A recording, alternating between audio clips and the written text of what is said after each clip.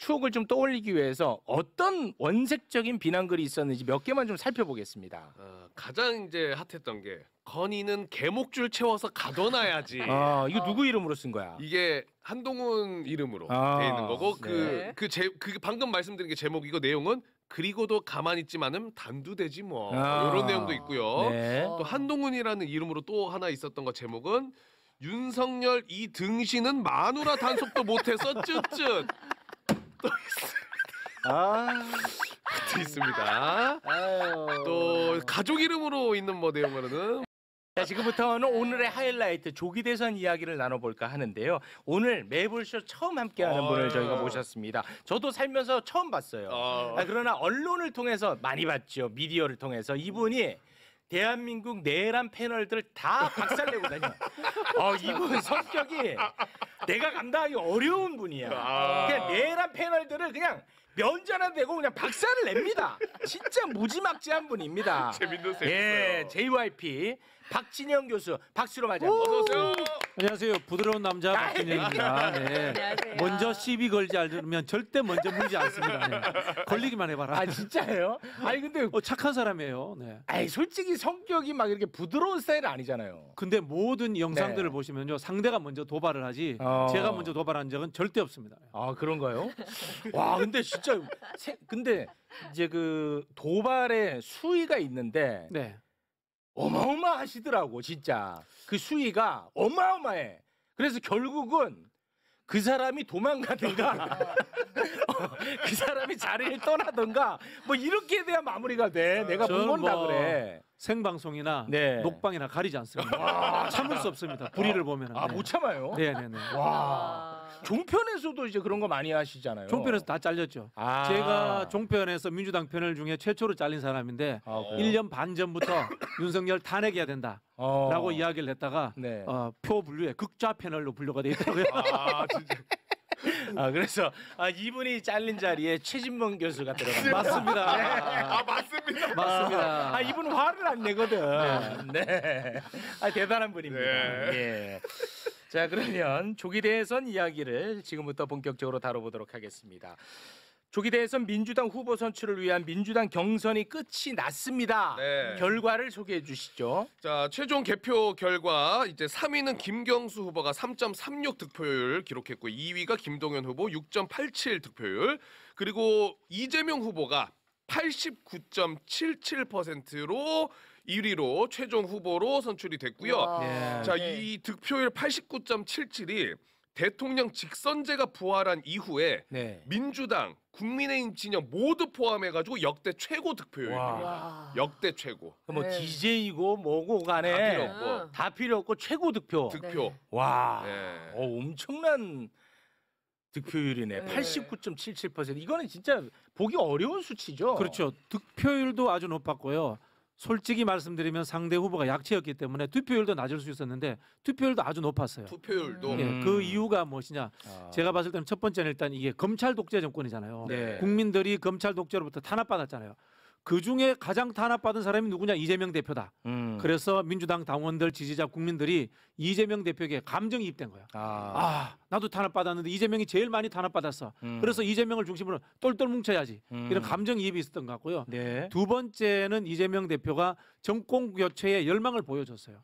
즉 뭐 중도화 전략이라든가 성장 정책, 좌우를 아우르면서 크게 운동장을 쓰면서 모든 사람들이 다 동의했기 때문에 이 많은 표가 모이지 않았나 그런 네. 생각이 듭니다. 이재명 후보가 이제 수락 연설을 하는데 꽤 길게 했거든요. 한 네. 30분 넘게 했는데 그거를 아주 짧게 줄여봤습니다. 함께 보고 오시죠. 이재명 후보가 89.77%의 득표율로 유효 투표자의 과반 이상을 득표했으므로 더불어민주당 제21대 대통령 후보로 선출되었음을 선포합니다.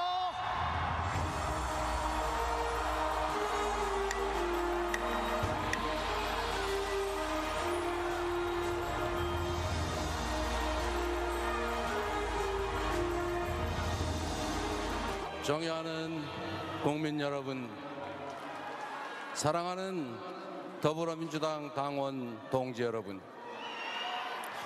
20년 민주당원 이재명이 민주당의 제21대 대통령 후보라는 막중한 임무를 부여받았습니다. 더불어민주당과 국민들께서는 저 이재명에게 압도적인 정권 탈환을 통해 내란과 퇴행의 구시대를 청산하고 국민 주권과 희망의 새로운 시대를 열어가라고 명령하셨습니다. 감사드립니다. 그 간절하고 엄중한 명령을 겸허하게 받들겠습니다.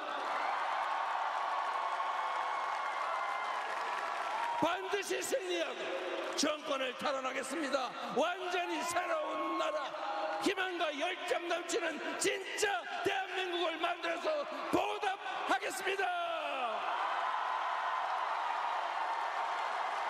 국민 여러분, 고맙습니다. 당원 동지 여러분, 여러분을 믿습니다.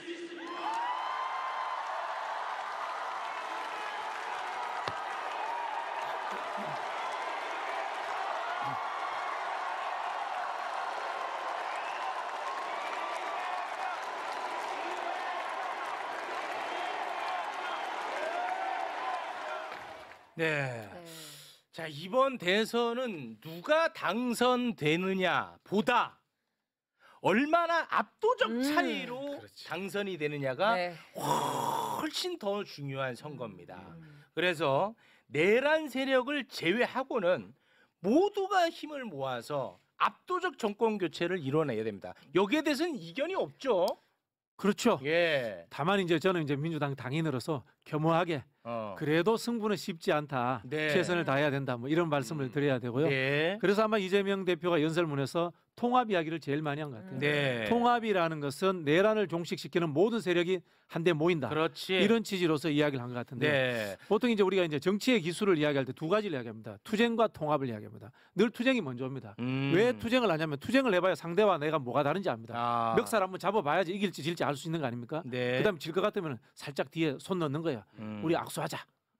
그다음에 몇 대 몇으로 나누자. 이게 이제 통합이거든요. 근데 이재명 대표는 평소에 이런 우리 투쟁을 열심히 했습니다. 윤석열 정부와 투쟁했고요. 경찰개혁 입법 투쟁했고요. 그다음에 민생을 위해서 투쟁을 했습니다. 그러나 지금은 이제는 대통령에 거의 다가왔기 때문에 네. 모든 국민을 아우르는 통합, 즉 나를 뽑아준 국민들뿐만이 아니라 뽑지 않은 국민들까지도 아우르고 가겠다라는 그런 의지의 표현으로서 대통합을 이야기한 것 같아요. 네.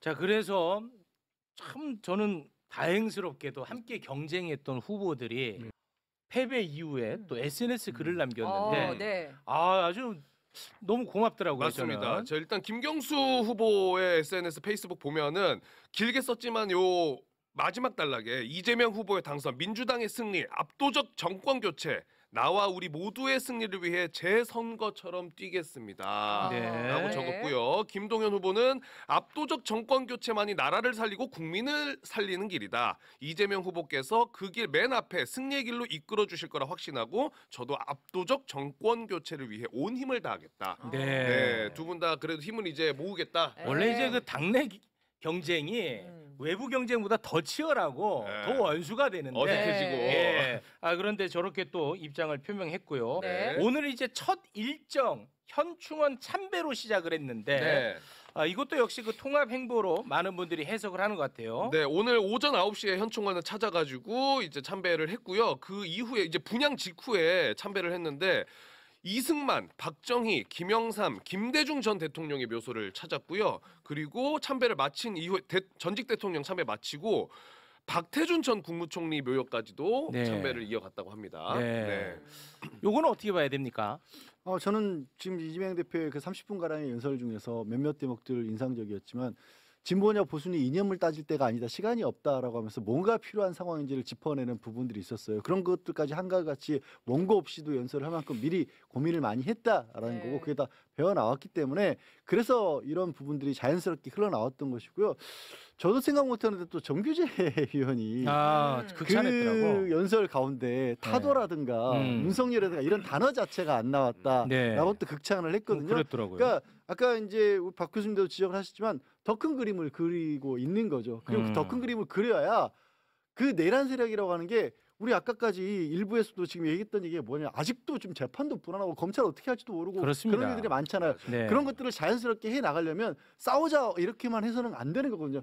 가장 크게 만들어 가지고 압도적으로 가야 되는 거고 네. 그 취지를 알고 또 국민들도 저는 이번에 이렇게까지 압도적으로 지지를 받으셨던 이유 중에 12월 3일 이후에 민주당을 이끌면서 보였던 위기 관리 능력 같은 것들을 인정을 받은 거거든요. 네. 그것의 연장선상까지 끌고 갈 수 있었기 때문에 그래서 이제 김동연 지사라든가 김경수 후보도 지지를 같이 보냈고 그 가운데서 이런 모습이 나오더라도 크게 어떻게 보면 이제 마찰이나 소음 안 나오고 이제 진행이 되는 게 아닌가 싶습니다. 보통은 이제 그 진보 후보가 네.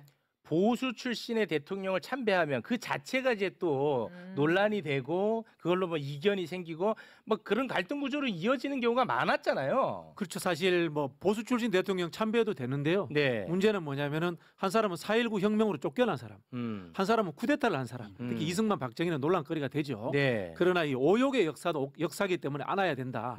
내가 대통령으로서 그에 적통을 이어받았으니까 뭐 그런 취지에서 방문을 했다라고 보여지고요. 자신감의 발로라고 자신감의 볼 수 발로죠. 있겠죠. 저도 덧붙여서 뭐 말단 평론가 좀 하나 보태자면요. 이재명 대통령이 되어서 하지 말아야 될 것 세 가지. 오. 제가 좀 꼽아본 게 첫 번째 복수. 아, 복수. 네, 안 했으면 좋겠고. 어. 두 번째 증세. 증세. 예. 어. 세 번째 국민들의 동의가 없는 남북 관계 급진전. 요 세 가지만 안 하면요. 저는 절대 실패하지 않는 대통령이 될 것이라고 믿습니다. 그 오늘 그 매불쇼 나왔으니까 그 네. 말단 평론가에서 말단은 뺍니다 오늘부로. 아, 그렇습니다. 여기 좀 높은데 뭐야. 말단 뺍니다. 알겠습니다. 함부로 그렇게 하지 마십시오. 네, 네, 말단 바로 알겠습니다. 빼겠습니다. 아, 예. 중상. 네. 우리를 위해서 하는 거예요? 같이 떨어져 보이잖아요. 알겠습니다. 예. 말단 떼겠습니다. 네, 중상 평론가로 하겠습니다. 예, 고맙습니다. 자, 지금부터가 이제 본격적인 이야기입니다. 자, 민주당 경선은 뭐 이 정도로 정리가 하고요. 네. 국민의힘 경선 이야기를 지금부터 나눠볼까 하는데 국민의힘 토론이 있었는데 네. 제가 금요일까지만 해도 국민의힘 토론 볼 것도 없다. 정말 시간 낭비다. 굳이. 이런 말씀을 드렸는데 네. 그렇지 않습니다.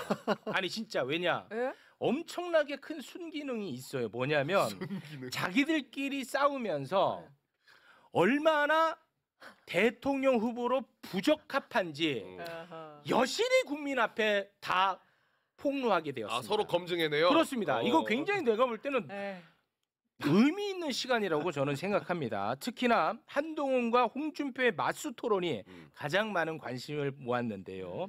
두 사람이 민낯이 그냥 고스란히 다 드러났습니다.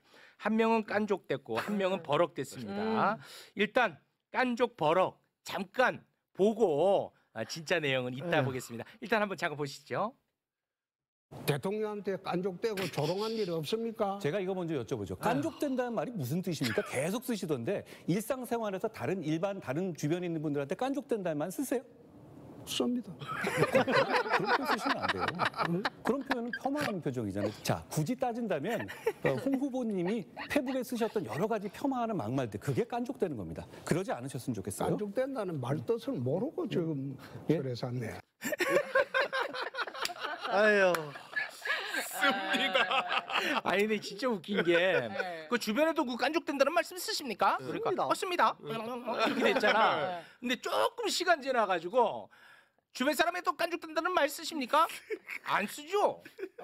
너한테만 합니다. 뒤에 또 말 바꿔. 뒤엔 또 말 바꿉니다. 네. 깐족과 버럭의 향연이었습니다. 네. 자, 요거는 뭐 특별한 논평 붙일 건 없고요. 네. 홍준표, 한동훈 맞수 토론하면서 불법을 너무 당연하다는 듯 넘어간 부분이 있었습니다. 불법을. 언론조차도 너무 이 불법에 익숙해지다 보니까 이 부분을 아무도 얘기를 안 해. 지금도. 뭐냐면 윤석열의 당무 개입, 윤석열의 공천 개입. 완전히 그냥 자백과 폭로가 나왔거든요. 그래요? 근데 이거 아무도 얘기 안 해. 왜냐? 그냥 사람들이 그래. 그래 윤석열 당무 개입했지, 공천 개입했지. 그냥 너무 기본값으로 받아들이는 거야. 맞아. 그래서 굳이 한 번 더 짚고 갑니다. 보시죠. 대통령은 그때 이런 이야기를 합니다. 한동훈이가 총선에 이겼다면 총리로 임명하고 후계자로 삼으려고 했다. 그런 이야기를 합디다. 내 앞에서. 제가 1월에 자, 봐라. 사퇴 요구를 받았어요. 이거 말씀을 당무기. 말씀을 하셔야죠. 아니. 그렇게 거짓말하시면 안 돼요. 홍 의원님 거짓말이 아니라- 그동안 말을 자주 바꾸시는데 그래도 여기서는 말을 좀 조심하셔야 돼요. 왜냐하면 이 얘기 아닌 거 드러나면 이재명 짱납니다. 조심하셔야 됩니다.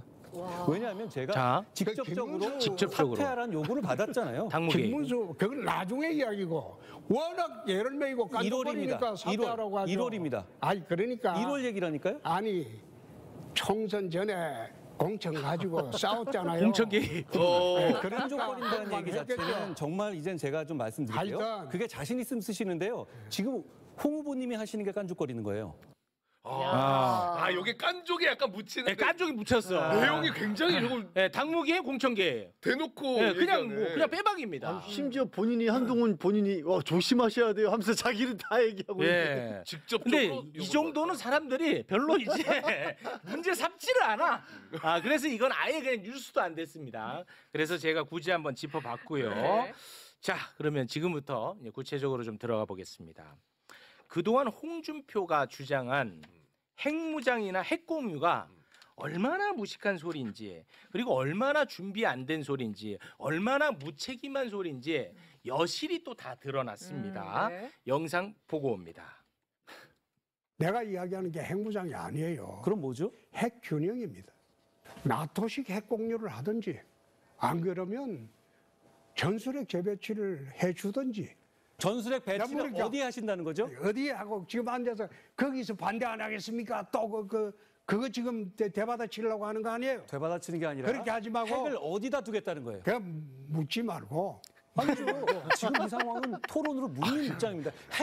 핵무장 하시겠다면서요. 핵 전술핵을 어디 배치하시겠어요? 영남에 두실 거예요? 호남에 두실 거예요? 그래서 모든 걸 됐다고 하시면 안 되죠. 아니 어이가 없어 그래요.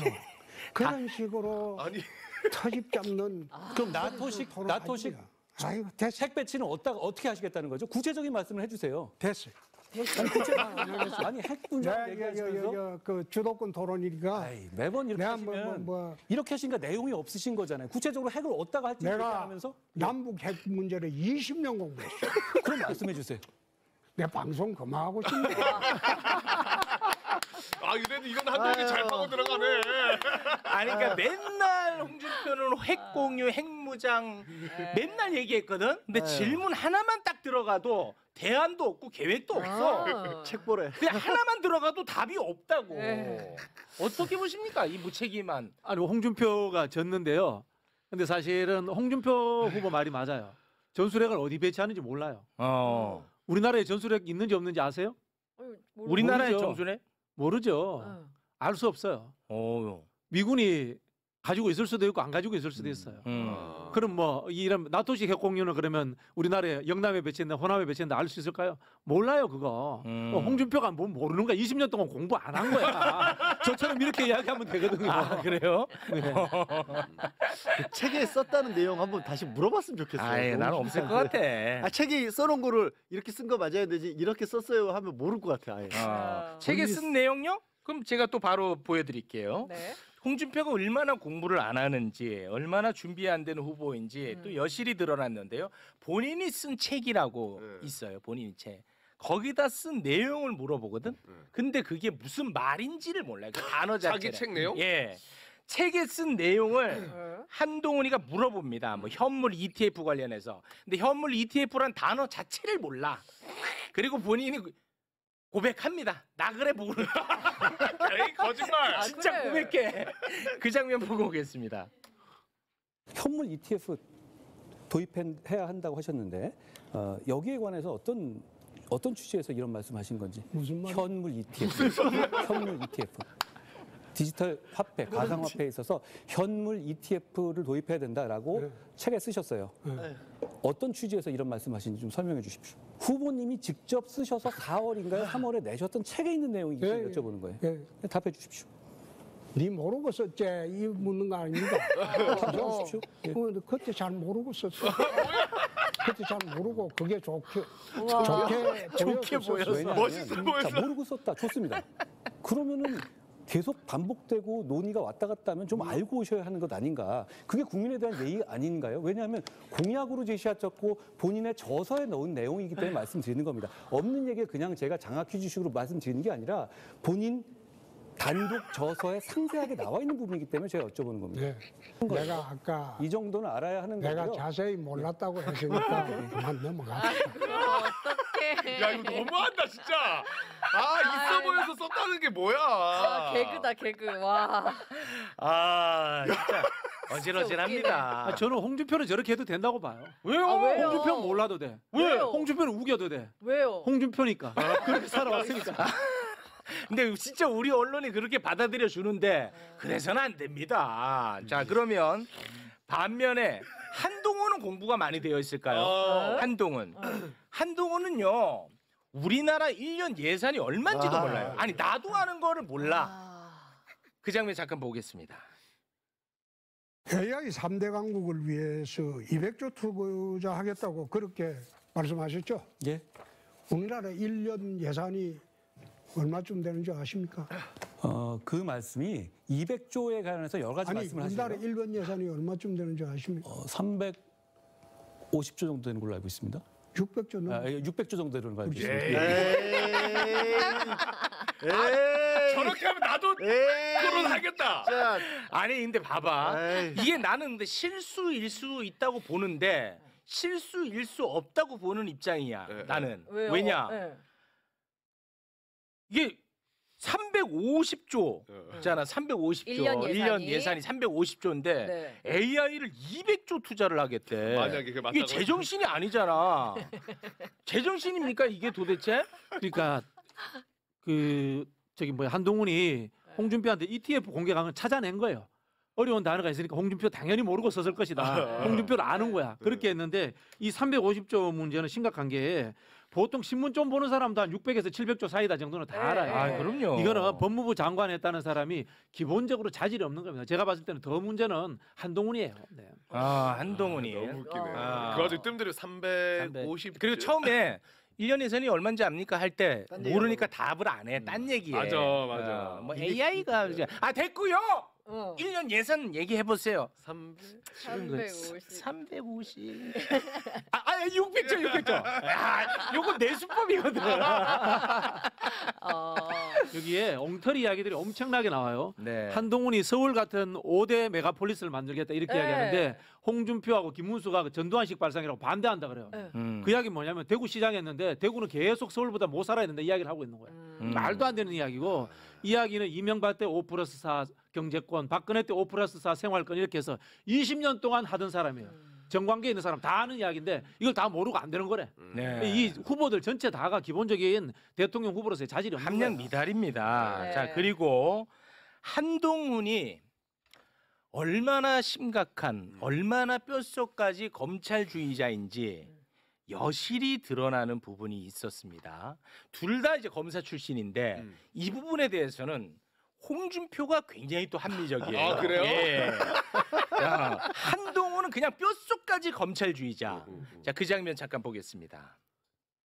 작년 11월 21일 날 페이스북에 이런 게시를 하셨습니다. 이재명, 김혜경 부부의 법카 기소 관련해서 꼭 이런 것도 기소해야 옳았냐. 많이 묵었다 아이가.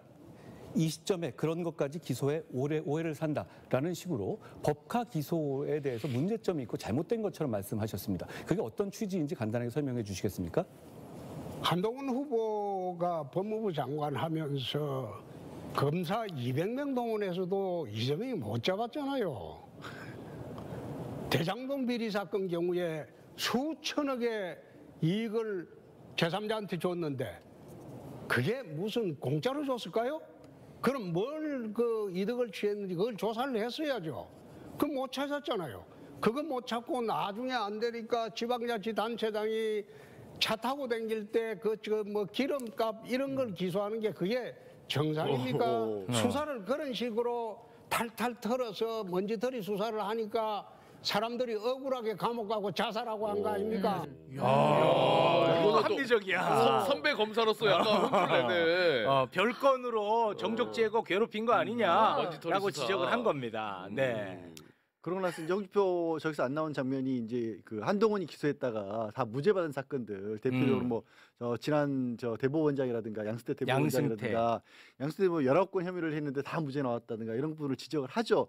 그러니까 거기에 대해서 저 얘기를 한동훈이 먼저 꺼냈다는 것부터가 얘기하신 것처럼 아직도 검찰주의적 사고방식만 가지고 심각해요, 있고 근데. 그걸 통해서 내가 그러면서 계속 이재명 나만 이길 수 있다는 얘기하잖아요. 저희도 계속 연장수대 나만이 이재명을 그런 식으로 괴롭힐 수 있다는 얘기를 아직도 하고 있는 거거든요. 네. 뭐 아까 얘기했잖아요. 근데 대장동 사건 지금 조작 의혹 나오고 그렇습니다. 있잖아요. 네. 무슨 짓들을 한 거야 지금까지. 굉장히 심각한 인식이거든요. 이 인식은. 자, 그리고 자녀 특혜 채용 의혹이 있는 심우정에게는 단 한마디의 말도 하지 않는 한동훈이 검찰에 의해서 한 집안이 그냥 완전 멸문지화당한 조국 이름을 또 입에다가 올립니다. 나는 이걸 보면서 참 정말 비정보다도 너무 잔인하다. 악랄하다. 너무 잔인하다. 검찰의 무오류. 검찰은 무엇이든지 할 수 있다라는 그 오만한 생각이 또 여실히 드러나는 대목이 있었습니다. 그 장면도 영상으로 보고 옵니다. 조국 수호이라는 말은 왜 하셨던 거예요? 조국을 수호해다. 조국도 역시 탈탈 털면 잘못된 것이었다. 그런 말씀을 지난 대선에서 하셨어요. 그건 왜 하신 거예요? 수사 비례의 원칙에 어긋난다는 겁니다. 그래도 조국 수호이시네요, 지금도. 조국이가 잘못했다 치더라도 가족 전체를 도려가는 것은 검찰 수사 관리에 어긋납니다. 야당은 타도의 대상으로 삼고 정면의 대상으로 삼고 그렇게 알겠습니다. 하다 보니까 서로 충돌해서 이 꼴이 됐는데 알겠습니다. 그럼 내가 대통령이 되고 아니 저보고 이재명 왜 못 잡아넣냐면서요? 아니, 그럼 내가 그런 말하면서 지금 이런 얘기하는 거 이상한 거 아닌가요? 아니 192명의 야당 정치인들이 있는데 그럼 한동훈 후보나 윤석열 대통령처럼 똑같이 대결 구도로 하면 이 나라 어디로 가요? 아직도 한동훈이 합리적인 사람이라고 이야기하는 분들 제발 좀 정신 좀 차리십시오. 이런 영상 보고. 그러니까 홍준표는 그런 얘기를 하는 거예요. 예전에 검사 시절에 했었지 않습니까? 그러니까 검사가 흔히 하는 말로 칼을 휘두르더라도 균형을 맞춰가면서 하는 거고 수술하듯이 딱 필요한 부분만 도려낸다는 원칙은 지켜가면서 한다라고 그들끼리는 떠들었어요. 물론 그때도 나쁜 짓 많이 했지만 근데 한동훈은 지금 그에 관한 생각 인식 자체가 아예 없는 거예요. 아예 없어요. 아예 없으니까 아까는 저보고 이재명 못 집어넣는다고 얘기하셨잖아요. 자기는 집어넣겠다는 얘기를 좀 계속해서 하고 있는 거예요. 이렇게까지 해놓고도. 진짜 무서운 사고 방식입니다. 한동훈이 제일 위험해요. 검찰 독재라는 게요. 사실 이 검찰이라는 것이 징벌기관이 하는 일은 국가의 일이 한 2% 정도도 채 안 돼요. 근데 그 2%의 일을 해야 될 사람들이 그 칼을 가지고 100%의 일을 하는 거예요. 네. 그러다 보니까 나라가 검찰 독재라는 것이 된 거고 사실 윤석열 때 보세요. 모든 기관에 금융 수사해 봤으니까 금융 보내고 그렇지. 재정 수사해 봤으니까 재정 보내고 국방 수사해 봤으니까 국방 보내고 이런 식으로 하지 않습니까? 이게 이제 검찰 독재인 거예요. 맞습니다. 사실 그 경찰도 사실 알고 보면 비슷하고요. 징벌적 역할이라는 것은 정부에서 아주 극소수의 역할이기 때문에 국가 전체를 아우르는 일을 하면 안 됩니다. 네. 그런 측면에서 앞으로도 저는 민주당도 마찬가지고 이 검판사들의 과잉된 정치 진출을 없애야지만이 국가가 제대로 돌아간다. 그 말씀 꼭 드리고 훌륭합니다. 네. 우리가 내란 세력과 싸우기 직전까지 검찰 독재와 싸웠다는 걸 지금 너무 잊고 있다니까. 맞아. 절대 잊어서는 안 되는 너무나 중요한 장면이라고 저는 생각을 했습니다. 네. 자, 그리고 내란 직전까지 한동훈은요. 당원 게시판 문제로 아주 위기에 처해 있었거든요. 진짜 시끄러웠어. 예, 아시죠? 네. 네. 그 일익을 또 저희가 담당하기도 했었고요. 한동훈 가족 이름으로 윤석열에 대해 원색적 비난글이 당원 게시판에 올라왔는데 이것이 가족과 동명이인이냐 아니면 진짜 가족이냐 이런 논란이었거든요. 근데 결론이 나지 않았었어요. 근데 다시금 추억을 좀 떠올리기 위해서 어떤 원색적인 비난글이 있었는지 몇 개만 좀 살펴보겠습니다. 가장 이제 핫했던 게 건이는 개목줄 채워서 가둬놔야지. 이거 누구 이름으로 쓴 거야? 이게 한동훈 이름으로 돼 있는 거고 그 방금 말씀드린 게 제목 이거 내용은 그리고도 가만히 있지만은 단두대지 뭐 이런 내용도 있고요. 네. 또 한동훈이라는 이름으로 또 하나 있었던 거 제목은 윤석열 이 등신은 마누라 단속도 못해서 쯧쯧. 또 있습니다. 또 가족 이름으로 있는 뭐 내용으로는 뭐 자기 마누라 지키기에만 혈안인 윤석열 뭐 이런 것들. 네, 진짜 원색적인. 너무 근데 당원 게시판뿐만 아니라 그 포털 네. 댓글에도 가족 이름으로 적힌 것들이 좀 있어가지고 이거는 뭔가 좀 업무방해 혐의도 있지 않느냐. 실제로 밝혀지면 그럴 수 있어요. 네, 그런 의혹들이 있었거든요. 네. 이와 관련해서 홍준표가 물었고요. 한동훈이 답을 했습니다. 나는 이걸 한동훈이 어떻게 답을 할지 개인적으로 굉장히 궁금했거든요. 너무 궁금한데요. 그 장면 네. 함께 보시죠. 아유. 당원 게시판에 윤석열 대통령 후보 내외를 원색적으로 비난하는 글이 게재가 됐어요. 한 후보의 가족이 범인인가 아닌가 그 대답을 우선 해보세요. 내 가족이면 내 가족이다 아니다. 홍 후보님 계엄은 도망 다니시면서 게시판에 진심이신 거 보고 참 황당합니다. 예. 당원 게시판, 익명 게시판에서 대통령 부부와 당대표 비판하면 안 됩니까?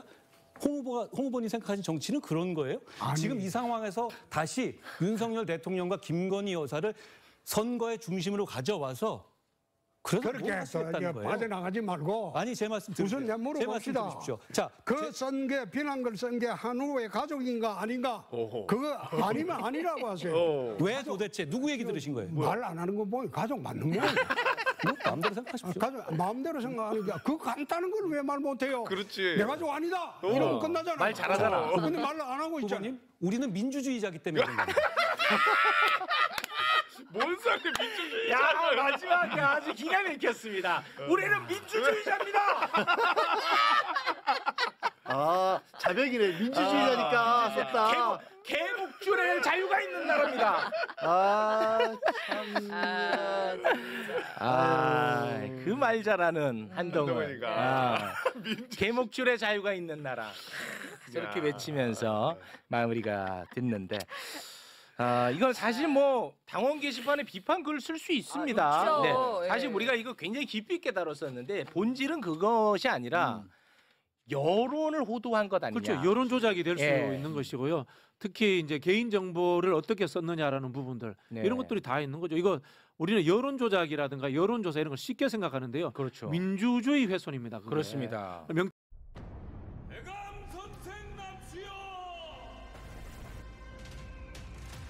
사실은 여기에서 다뤘었는데 본질은 그것이 아니라 여론을 호도한 것 아니냐. 그렇죠. 여론 조작이 될 수 예. 있는 것이고요.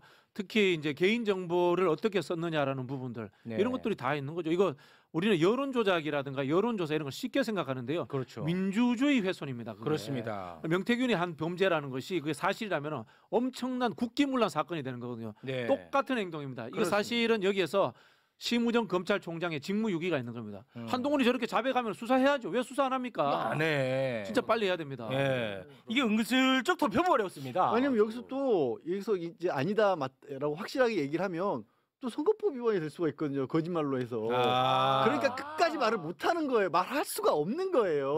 그걸 아니까 홍준표가 계속 물어보는 거예요. 기다 아니다 말을 해. 근데 그걸 어떻게 얘기를 해? 민주주의자입니다. 이렇게 해야지. 그러네. 아니가 아니라 그러면서 날아가는 거야 바로. 그럴 수 있겠네 진짜. 아주 재미있는 장면들이었는데요. 너무 재밌네요. 아무튼 하나 확실한 것은 함량 미달들이다. 네. 요게 이제 가장 중요하다는 거 네. 여러분과 함께 이야기 나누고 싶었습니다. 네. 그런데 이 국민의힘 경선은요. 사람들이 관심이 없어요. 왜냐? 어차피 예선이거든. 어차피 한덕수랑 단일화를 해야 된다고 생각하기 때문에 이것은 그냥 예선전으로 받아들이고 있습니다. 저렇게 치열하게 싸우는 선수들조차도 계속 한덕수랑 단일화를 해야 된다고 이야기를 하니까 그런 건데요. 한덕수 오늘 관련한 속보가 떴는데 네. 5월 1일에 사퇴를 하고 2일에 대선 출마 선언한다. 오. 뭐 이런 속보가 또 나왔더라고요. 네. 그리고 한덕수의 최측근이자 한덕수 총리의 비서실장인 손영택 씨가 사직서를 제출을 했습니다. 네 오늘. 예. 뭐 나온다고 봐야 아니, 돼. 나오는 건 맞는데요. 저는 그 뉴스가 이제 먼저 속보로 떴어요. 근데 다른 어떻게 보면 뭐 시장이라든가 도지사라든가 이렇게 선출직 공무원들 같은 경우에는 정무직이 따로 있습니다. 그래서 이렇게 모시던 사람이 나오면 같이 선거에 뛰어들으니까 원래 그렇게 같이 운명처럼 움직이는 거거든요. 근데 저는 제가 알기로는 총리 비서실에는 그런 기능이 없어요. 그냥 늘공들이잖아요. 그럼 국가에서 녹을 먹고 그냥 국가에서 그냥 그 애초에 공무원으로 지내왔던 사람인데 총리가 나온다고 해서 비서실장이 같이 나와서 그럼 선거를 돕는다? 이거 되게 웃기는 거 아니에요? 정치인이 아닌 사람들이었어, 사람들은. 아 이거 진짜 이게 한독수만 얘기하면은 그 웃음기도 싹 사라져요. 그러니까 저는. 열받네. 그러니까 너무 화가 나. 그리고 무슨 뭐 그리고- 미군 장성 만난다고 뭐 이런 얘기 연합사를 통해서 자기가 왜 그런 사람들을 만나고 있어?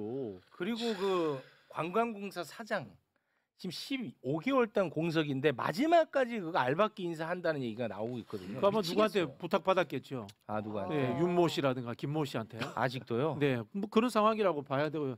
저는 대한민국에서 이토록 염치 없는 사람은 처음 본다. 아 진짜 최악. 아, 박근혜, 황교안보다도 아 못하다. 최악입니다. 황교안이나 박근혜가 보고 있으면 우리는 왜 저렇게 못했을까 아, 억울할 것 같아요. 그런 최악이에요. 느낌이 드는데 사실 이 내란 공범의혹을 받는 사람이 출마한다는 것도 말이 안 되고요. 네. 그리고 대선 관리를 해야 될 중립적 입장에 있는 사람이지 않습니까? 맞습니다. 심판이 심판복 벗고 선수옷 갈아입고 뛰는 거거든요. 아, 그럼 지금까지 하는 모든 행동들이 자기 출마하기 위해서 하는 그런 행동으로 보이지 않습니까? 맞습니다. 이거 공정하지 않습니다. 그러니까.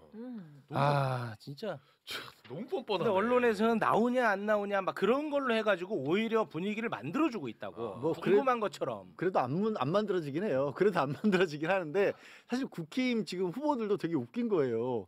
아니 저기 지금 8명에서 뭐 4명으로 줄여서 2명으로 줄여서 끝까지 한다고 하는데 그러면서 기껏해야 한다는 얘기가 제가 오면 한덕수 받아줄게요. 네. 당연한 것처럼 심지어 국민의힘 당원도 아니잖아요. 당원적도 네. 없었고 그런 사람이 나온다는데 뭐 김문수 후보 같은 경우는 뭐 무슨 문덕 이래가지고 이거를 자연스럽게 받아들이고 있는 꼴이 이 지금 국민의힘이 현주소를 너무 당연하게 너무 보여주는 거고 한심하지. 그리고 그 배경에는요 아직도 윤석열이 뒤에 있다는 얘기예요. 저렇게 판이 그렇죠. 올라가는 건. 아이고. 이거 따져보면요 해당행위예요. 그렇죠. 당 그쵸. 내에 있으면서 당 밖의 후보를 아니, 밀겠다는 해당행위고 당연하죠. 2002년도에 민주당에도 비슷한 일이 있어요. 후보 단일화 협의회 후단협의라고. 네. 민주당 의원들이 나가서 정몽준 밀겠다고 한 거야. 네. 그 사람들 나중에 정치적으로 다 아웃됐습니다. 예, 해당 국민들의 지탄을 받았죠. 네.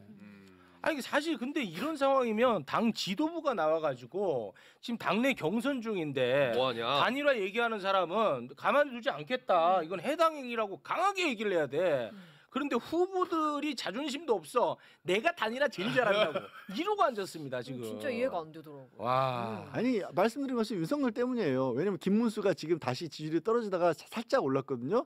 이유는 김문수가 제일 먼저 단일화 적극 찬성을 주장하고 나섰거든요. 네. 그렇게밖에 안 읽혀요. 심지어 오늘 홍준표는 한덕수 관련해 가지고 이렇게까지 해놓고 출마 안 하면 오히려 우리가 입장 곤란하다 이런 발언. 아 진짜. 바보냐? 아니 바보냐고. 아니 바보야? 아이고. 아니 자기는 그럼 한동훈하고 왜 그렇게 싸웠는데 그럴 거요. 아이고. 근데 그 홍준표가 후보 되잖아요. 5월 3일 날 되면은 2, 3일 안에 한덕수 그냥 한 떡수로 만들어 버릴 거예요. 아 홍준표가. 아, 예, 예. 아. 뭐 저기 보통 저런 관료들 그 사적인 관리 제대로 안 했을 거 아닙니까? 한 3일만 홍준표가 때려버리면 그냥 넉다운 될 거예요. 네. 그래도 그 정치 구력이 굉장히 높은 분이기 때문에 저는 뭐 개인적으로 큰 관심은 없지만 그냥 여쭤보는 겁니다. 4명 가운데 누가 올라갈 거라고 보십니까? 국민의힘. 야. 일단 한동훈은 아니야. 아 한동훈은 아니에요? 한동훈은 아니야. 한동훈은 아니야. 한동훈은 결선까지는 올라가는데 아. 최종 후보는 못 될 것 같아요. 아. 김문수 될 것 같아요. 김문수. 네네. 아. 오. 저도 어제까지 홍준표라고 했는데 네. 저도 팔랑귀라서 매일 바뀌어요. 아 매일 바뀌어. 우리 저 변호사 형님은 저는 꾸준히 김문수입니다. 김문수. 꾸준히 김문수. 왜냐하면 한동훈 윤이 가만두지 않을 거고 홍준표 통제 불능이고 안철수 의원은 이제 중도성이 보였기 때문에 안 될 것 같고 김문수가 제일 그렇게 한덕수랑 단일화시키는데 제일 만만해 보이기 때문에 네, 김문수를 꾸준히 밀고 있습니다. 아, 그러니까 국민의힘을 지지하는 입장에서는 한덕수랑 힘을 합쳐야 되는데 힘 합칠 때 그래도 가장 수월할 것 같은 자부 없이 김은수에게 밀어줄 것이다. 네. 예를 들어서 홍준표에게 밀어줬다가는 단일화 과정에서 삐거덕거릴 것이다. 딴짓할 거거든 홍준표는. 아. 내가 언제 그랬어? 뭐 이럴 거거든. 김문수 형님이 저희 고향 형님인데 불쌍합니다. 한덕수한테 잘 밟힐 것 같아서 선택되는 거 아닙니까? 아. 그게 얼마나 불쌍합니까 진짜. 참. 아. 정말. 아니 근데 우리나라 정치 수준이 국힘 수준이. 국힘 수준이. 우리 정치 전체를 혐오하는 쪽으로 가면 안 됩니다. 네. 국힘 수준. 네. 아 너무 경악스럽네 진짜. 아니 근데 저런 지금 사람들이 아니 그 후보 다시 좀 올려주세요. 나는 지금 언론이 진짜. 내가 제일 고통스러운 대목이 뭐냐면요. 네. 김문수, 홍준표를 한 묶음, 그리고 한동훈, 안철수를 한 묶음으로 해서 김문수, 홍준표는 탄핵에 반대한 아주 그냥 비합리적인 사람으로 취급하고요. 한동훈, 안철수는 탄핵에 찬성한 상식적인 범주로 취급을 합니다. 그런데 나는 그건 매우 동의할 수 없습니다. 오히려 그 반대입니다. 자 보십시오.